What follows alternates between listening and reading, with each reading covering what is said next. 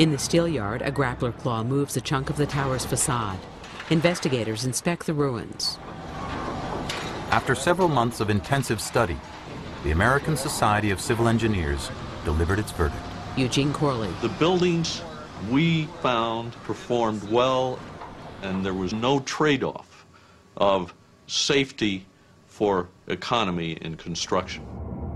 It was the combination of the impact load doing great damage to the building, followed by the fire that caused. So in 2002, Congress charged the National Institute of Standards and Technology to conduct the most detailed building analysis ever undertaken. 4 investigators review footage of the attack on computer screens. That one appears to be open.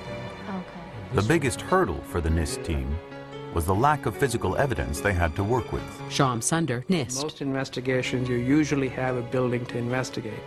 So we had to recreate in great detail what happened on 9/11. And that's why the need for a painstaking reconstruction of the entire process.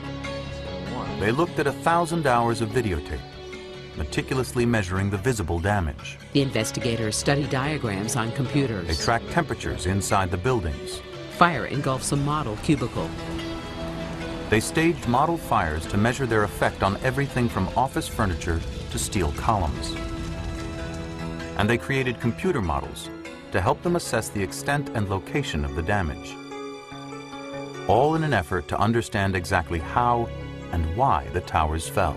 Soon after 9/11, there was a lot of concern about the role of the floor trusses from experts who had looked at the buildings as well as from the lay public. And so we wanted to make sure we looked at this carefully and with full detail so that we could then make a definitive finding. NIST computer simulations show the mostly aluminum planes shredding on impact, but the steel engines tore through multiple floor trusses. After months of analysis, NIST concluded that the World Trade Center had no structural flaws